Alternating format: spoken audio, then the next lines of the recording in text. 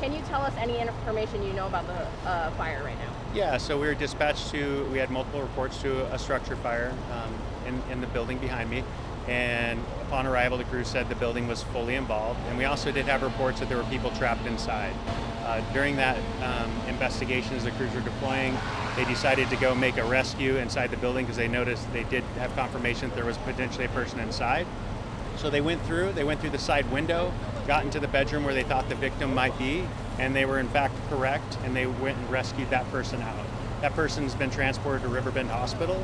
I do not know the condition of that person at this time, but it was a very well-involved fire, and it was one of the situations where it's really tragic when you have a well-involved fire and you have people stuck inside the house. We did have one person also that we have confirmed that has passed away in the fire or has died with that, and it is all under investigation at this point.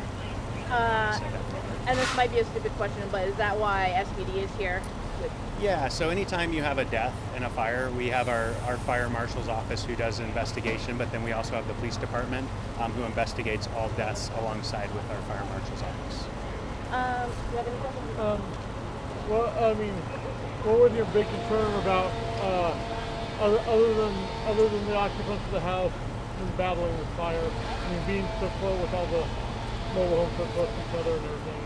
Yeah, I mean, anytime when you have a fire that's well involved, you always have exposures, and you have other people who can potentially be hurt.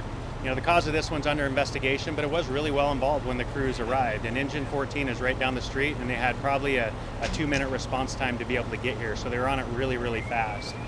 But with that, you know, sometimes you just have fires that get built up really quickly, and they're hard to control. So that's the biggest concern. You got the heat, which, you know, can affect firefighter stamina.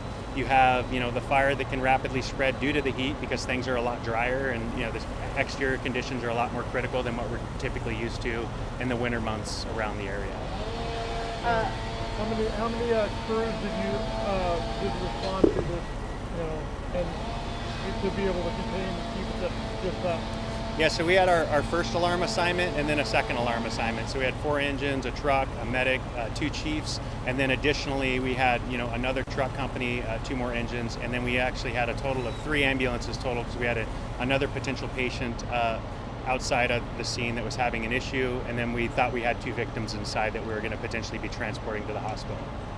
And we don't know the cause of the fire yet. Cause is under investigation right now.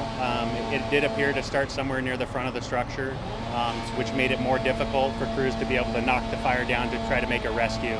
So they had to go in, knock the fire down, and then figure out where the people potentially were, and then pick a spot and then do the rescue. So fortunately, they made a really good call as to where they thought the person might be inside the structure. We're trained to do that. We're trained to think where people might run to inside of a house.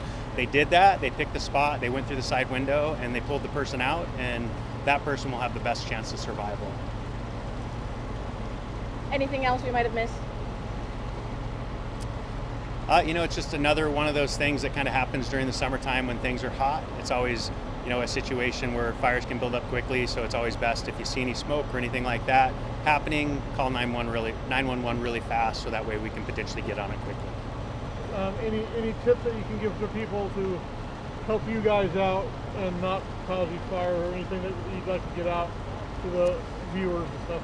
Yeah, you know, a lot of times, you know, we come in a little bit late and people start to, you know, commingle around when we're pulling in.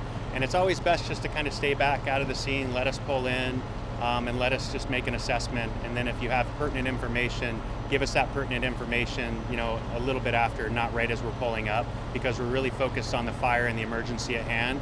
All information is potentially important, especially the location of a trapped victim or anything like that.